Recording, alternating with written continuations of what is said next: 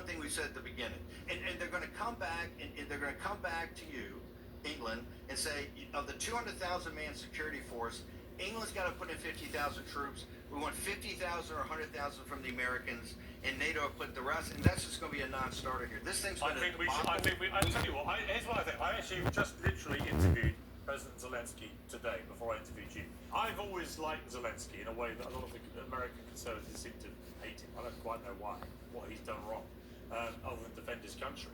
But he said to me an interesting thing about nuclear weapons, right?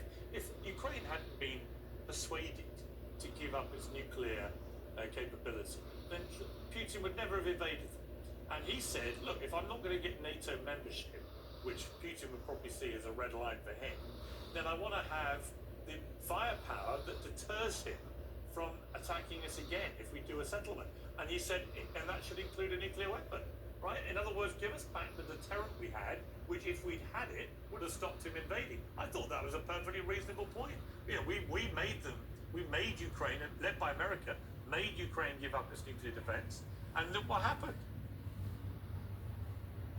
Piers, if you're telling me now that we should give, the guys have already shot off missiles into Russia itself, if you're telling me the West should give Zelensky... Why shouldn't Ukraine fire missiles into Russia, given the number of missiles Russia's fired into Ukraine? Tell me. Because those missiles were not, at least the American missiles were given under the auspices